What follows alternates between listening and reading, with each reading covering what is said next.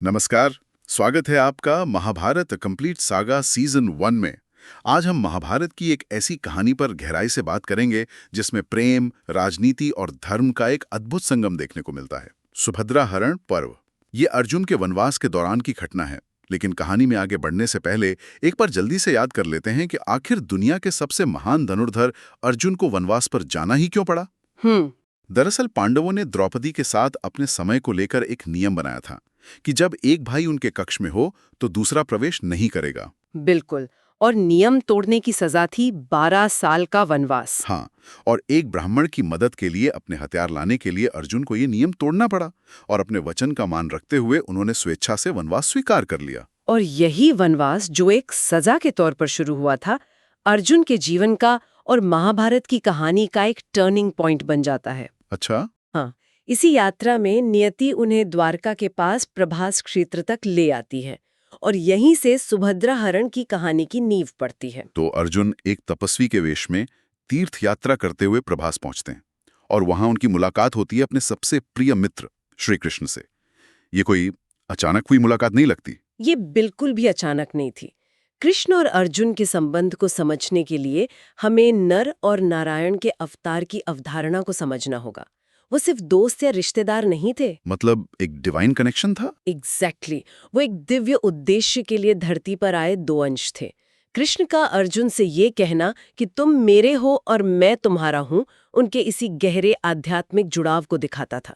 उनका हर मिलन किसी बड़ी घटना का संकेत होता था। और इस बार वो बड़ी घटना प्रेम के रूप में सामने आई। प्रभास में यादवों का एक बहुत बड़ा उत्सव चल रहा था रेवतक पर्वत पर।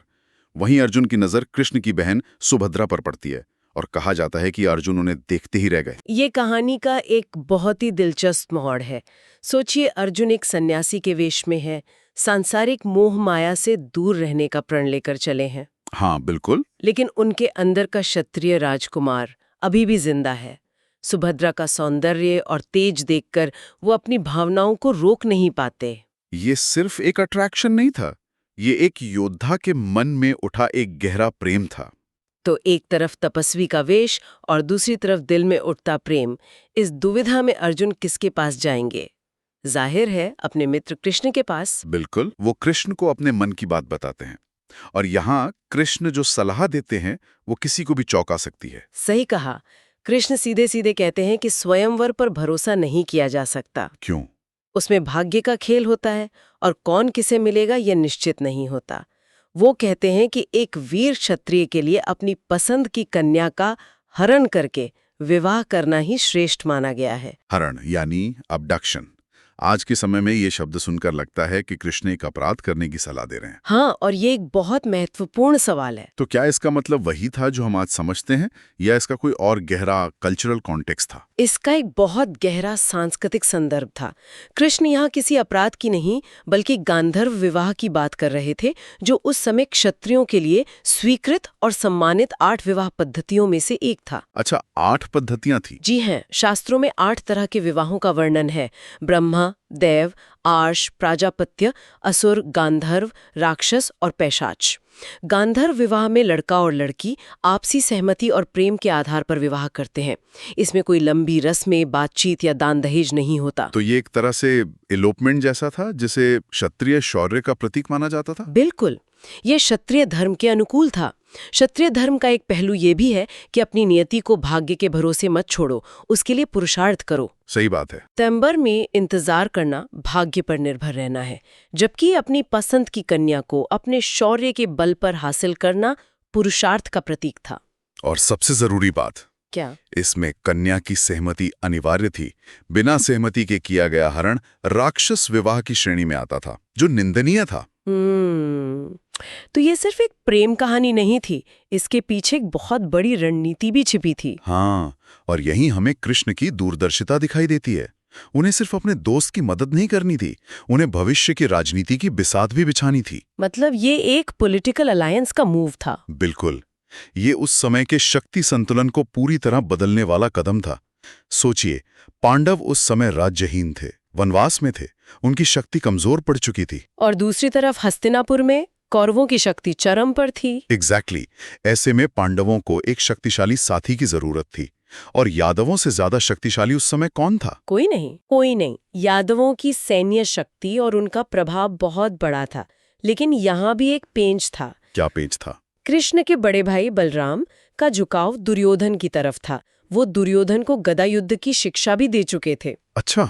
अगर पांडवों की तरफ से विवाह का औपचारिक प्रस्ताव जाता तो बहुत संभव था कि बलराम उसके खिलाफ हो जाते और यादवों में मतभेद हो जाता। अच्छा, तो हरण का रास्ता अपनाकर कृष्ण ने इस पूरी राजनीतिक प्रक्रिया को ही बाईपास कर दिया। हाँ, उन्होंने बलराम और दूसरे यादवों के सामने एक ऐसी स्थिति पैदा कर दी जिसे स्वीकार करने के अलावा उनके पास कोई चारा नहीं था। कमाल है। एकदम सही।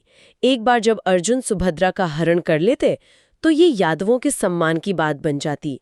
अब वो एक ऐसे योद्धा से अपनी बेटी वापस नहीं छीन सकते थे जो खुद इतना पराक्रमी हो और उनका रिश्तेदार भी। तो ये कृष्ण का एक मास्टर स्ट्रोक था। उन्होंने प्रेम कहानी की आड़ में पांडवों के लिए वो सबसे मजबूत राजनीतिक गठबंधन सुरक्षित कर लिया जिसकी उन्हें भविष्य में सबसे ज्यादा जरूरत पड़ने वाली थी। बिल्कुल। तो योजना बन चुकी थी, अब इसे अंजाम देना था। ये सब हुआ कैसे? कहानी किसी फिल्म स्क्रिप्ट जैसी लगती है। ये वाकई बहुत ड्रामेटिक था। कृष्ण की सलाह पर अर्जुन ने एक विशेष रथ तैयार करवाया जिसमें बेहतरीन घोड़े जुते हुए थे। जब सुभद्रा रेवातक पर्वत पर देव पूजा करके लौट रही थी, अर्जुन ने सही मौके का इंतजार किया। जैसे ही सुभद्रा का रथ उनके पास से गुजरा, अर्जुन ने उन्हें उठाया और अपने रथ पर बिठा लिया और इंद्रप्रस्थ की ओर तेजी से निकल पड़े। और द्वारका में क्या हुआ?